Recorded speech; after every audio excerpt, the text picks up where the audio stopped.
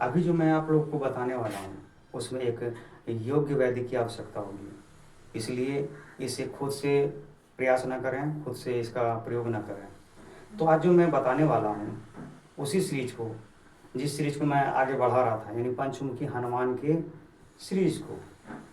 तो आप आइए देखिए और समझिए कि इसमें जो मैं बताने वाला हूँ, मैं जो चीज़ें गहराई से समझाने वाला हूँ उस पर आप बिल्कुल ध्यान दें। जय श्री महाकाल दोस्तों, आज मैं आप लोगों को एनिमा के बारे में बताने वाला हूँ। और एनिमा को करने के लिए फिर से एक बार मैं कहूँगा कि इसमें योग्य वैद्य की जरूर सहायता लें, क्योंकि ये खुद से प्रयोग करने का चीज़ नहीं है। इसलिए इसमें एक जो अनुभवी व्यक्ति हैं, अनुभवी यानी एक योग्य वैद्य हैं, उनका एक सहयोग तो लेना ही बनता है। अच्छा, अब मैं आगे बता रहा हूँ। मैंने पंचमुखी हनुमान जी के बारे में जब बताया था तो उसमें एक बात बताया था कि इसमें हनुमान जी अपने ही अंश से लड़ते हैं। वो कौन था? वो था मकर ध्वज। और मकर ध्वज को मैंने मकर राशि से कनेक्ट किया था, और मकर राशि का स्वामी ग्रह शनि होता है।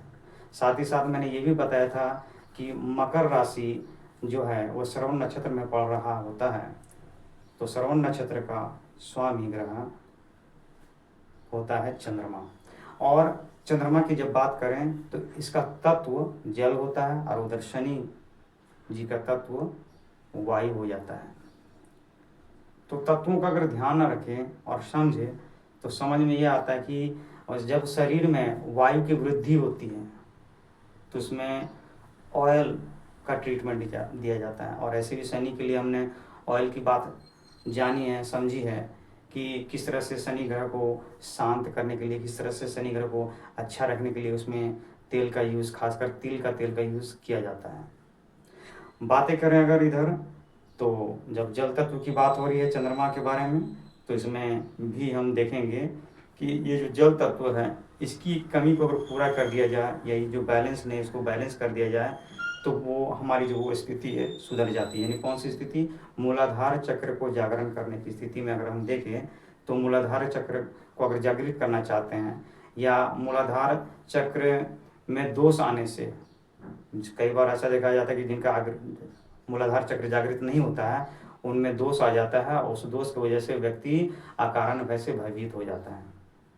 तो आइए दोस्तों, और मैं बताता हूँ कि मूलाधार चक्र अगर यदि डिस्टर्ब हो तो फिर होता क्या है।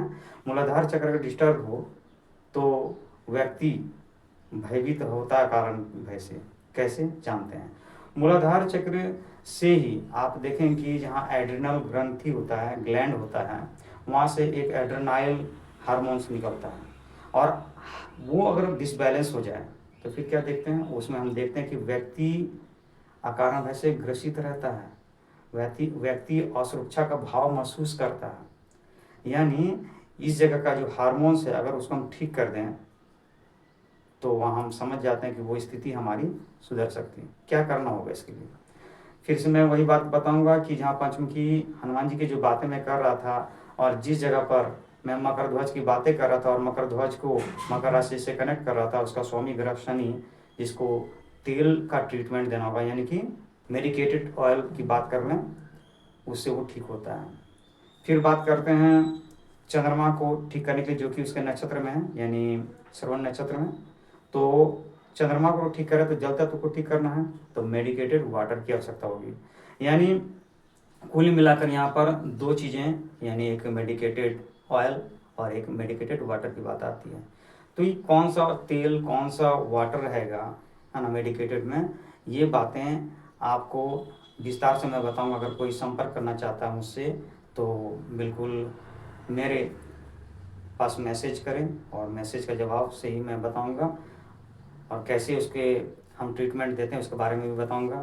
तो इन सब बातों को मैं विस्तार से बताऊंगा, विस्तार से नॉलेज दूंगा, लेकिन उसके लिए आप हमसे जुड़े रहें और हमारे वीडियोस को देखते ही रहें। दोस्तों, आप जानते हैं इन चीज़ों को कि अगर यदि इन चीज़ों का प्रयोग करते हैं तो इसमें लाभ होता है, और लाभ जब होता है तो पाते हैं कि वो ग्रंथि फिर से मजबूत हो जाती है, उस ग्रंथि से निकलने वाले हार्मोन्स बिल्कुल बैलेंस में आ जाते हैं, और हमारे अंदर जो उत्पन्न होने वाला रोग है वो निर्मूल हो जाता है, और हम कई बीमारियों से दूर हो जाते हैं। तो मूलाधार चक्र को जागृत रखने के लिए, मूलाधार चक्र को बढ़िया रखने के लिए, बैलेंस में रखने के लिए आप इन चीज़ों का इस्तेमाल कर सकते हैं। लेकिन शर्त वही है कि आपको वैद्य की आवश्यकता होगी, जो अनुभवी वैद्य होंगे। तब तक के लिए नमस्कार। जय श्री महाकाल दोस्तों।